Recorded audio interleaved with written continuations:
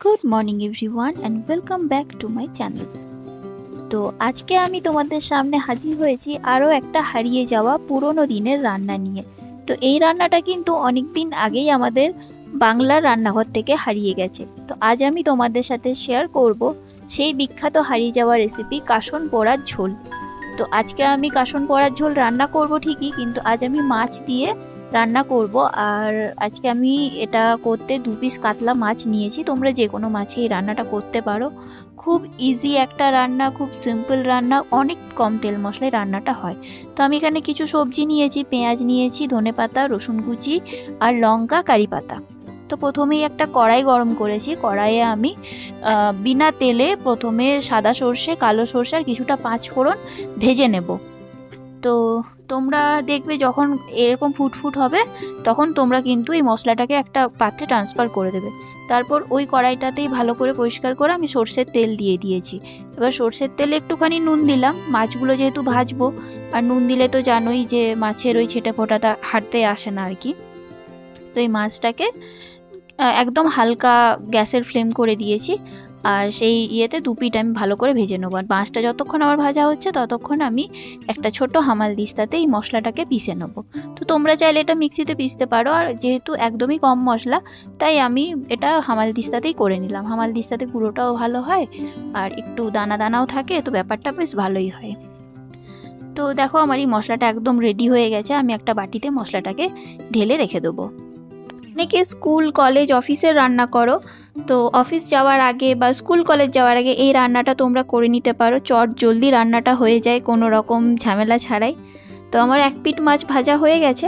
মাছগুলোকে এবার আমি উল্টে দেবো, আর 1 পিঠ আমি ভেজে নেবো। আর খুব ডিপ করে যে ভাজতে হবে তা নয়, মাছটা হালকা করে ফ্রাই করলেও হবে। যেহেতু মাছটাকে আমি ঝোলে দেবো, ঝোলে তো ফুটবেই, তো একটু হালকা করেই মাছটাকে ভাজবে। তো গ্যাসের ফ্লেমটা আমি একটু বাড়িয়ে দিলাম। আর দেখো তোমাদের সাথে কথা বলতে বলতে আমার মাছের ওই পিঠটাও ভাজা হয়ে গেছে, আর মাছটাকে আমি একটা পাত্রে তুলে রেখে দেবো।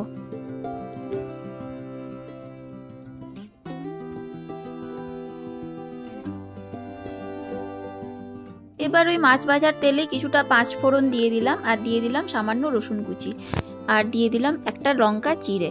তো তোমরা এই রান্নাটাকে কালো জিরে দিয়েও করতে পারো, আজকে আমি পাঁচফোড়ন দিয়ে করলাম। আর ফোড়নে আমি দিয়েছিলাম কিছুটা কারি পাতা।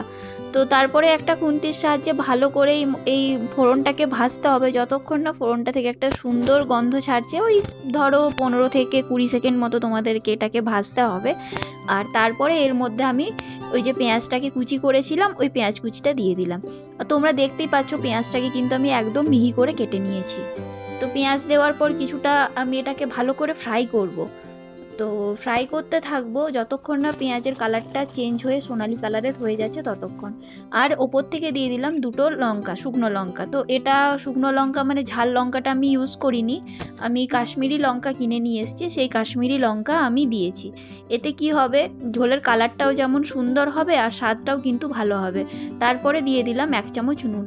তো নুনটা তোমরা তোমাদের স্বাদ অনুযায়ী দেবে। আর তারপরে জল দিয়ে দিতে হবে। তো এই ক্ষেত্রে তোমরা যদি গরম জল ইউজ করো তাহলে কিন্তু রান্নার স্বাদ আরও ভালো হয়। তো আমি আজকে রুম টেম্পারেচারের জলই ইউজ করেছি। তো ভালো করে মিশিয়ে নেওয়ার পর গ্যাসের ফ্লেমটাকে আমি হাই করে দিলাম। এতক্ষণ আমার গ্যাসের ফ্লেম কিন্তু মিডিয়াম ছিল।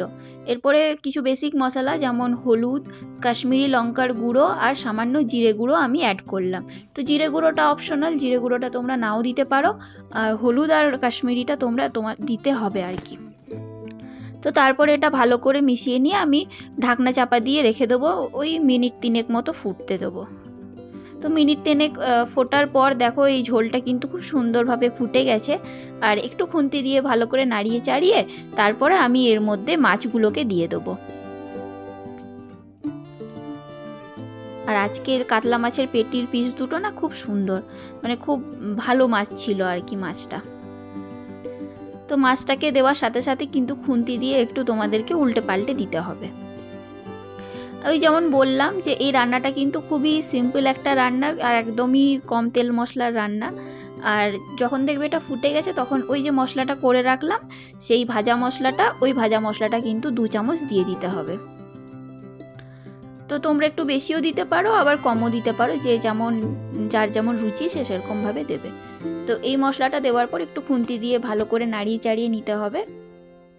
তো ভালো করে নাড়িয়ে চাড়িয়ে নেওয়ার পর মাছগুলোকে কিন্তু তোমরা উল্টে পাল্টে দেবে, ঠিক আছে। আর এই কাসন পোড়া কেন বলছে, কাসন পোড়া হচ্ছে পূর্ববঙ্গে আসলে সর্ষেকে কাসন বলে, সেই কাসন থেকেই কাসুন দিয়ে, আর ওই জন্য সর্ষে যেহেতু পুড়িয়ে তো গোড়া হলো তাই কাসন পোড়া। আর ওপর থেকে একটু ধনেপাতার কাঁচা লঙ্কা আমি দিয়ে দিলাম, আর দিয়ে দিলাম সর্ষের তেল। তোমাদের কাছে যদি ধনেপাতা না থাকে তাহলে দিও না, না দিলেও চলবে, কোনো ব্যাপার না। ধনেপাতা দিলে কি টেস্টটা একটু ভালো হয়। তারপরে ব্যাস খুন্তির সাহায্যে ওই মাছ যেমন বললাম উল্টে পাল্টে নিতে হবে। তারপরে একটা ঢাকনা দিয়ে, আর গ্যাসের আঁচটাকে একদম বন্ধ করে দিতে হবে, ঢাকনা দিয়ে রাখতে হবে মিনিট 5 মতো। তো আমি সেটাই করব। আর আমি এখানে একটু জল অ্যাড করলাম, কারণ যেহেতু এই একটাই রান্না আমি আজকে করব, তাই আমি একটু বেশি করে জল অ্যাড করে দিলাম যাতে ঝোলটা একটু হয়। তো ঢাকনাটা বন্ধ করে রেখে দিয়েছিলাম, আর এই দেখো আমি পরিবেশন করছি একটা পাত্রে। খুবই সুস্বাদু একটা রান্না, তোমরা করে দেখবে। গরম ভাতে কিন্তু যদি এই রান্নাটা থাকে তাহলে কিন্তু আর কোনো কিছুই চাই না।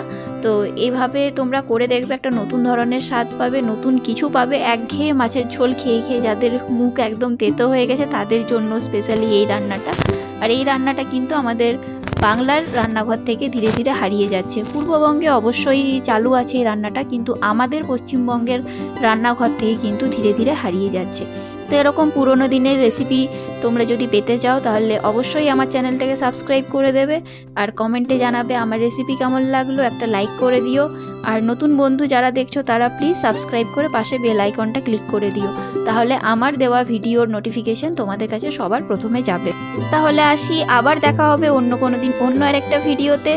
দেখতে থাকো জিৎ মিমির সংসার ইউটিউব চ্যানেল। আর সবাই খুব ভালো থেকো, সুস্থ থেকো, হাসতে থাকো।